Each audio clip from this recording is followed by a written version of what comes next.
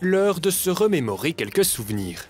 Un couple, une femme et un homme, pour incarner cette belle aventure, Frédéric Santal et Laurent Dirksen, ils sont avec nous aujourd'hui, les 40 ans de RJB. C'est parti.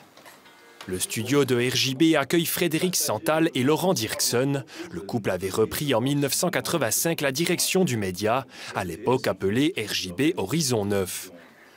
4000 balles. Mais Frédéric... mais je sais pas pourquoi. Que se passe-t-il? C'était un peu comme aujourd'hui, sauf dans des conditions plus rudimentaires, avec des bandes magnétiques.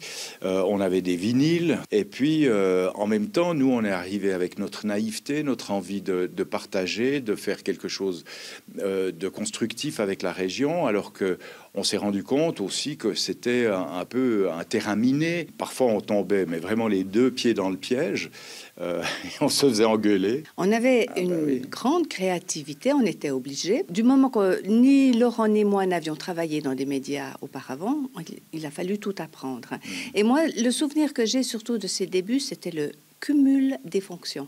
C'est-à-dire qu'on était autant réceptionniste que téléphoniste, que programmateur musical, que femme de ménage.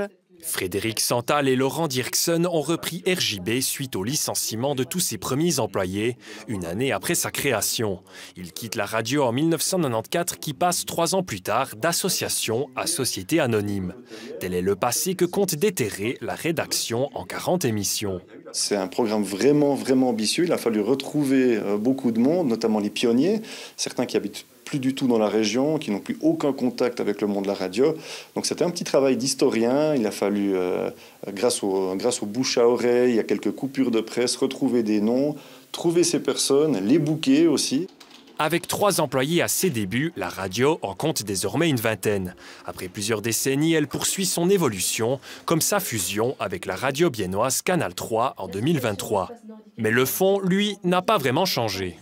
C'est la promesse de rester proche des auditeurs, justement. C'était l'essence même d'RJB dès le départ. Et puis, on aimerait vraiment continuer avec ça. Encore une fois, avec plus de moyens, je pense qu'on peut renforcer cette proximité en étant sur le terrain, pas seulement dans nos studios cachés ici à Tavannes ou à Bienne, mais vraiment sur le terrain. Les émissions anniversaires se poursuivront jusqu'au 28 juin, toujours entrecoupées par les infos et quelques morceaux musicaux.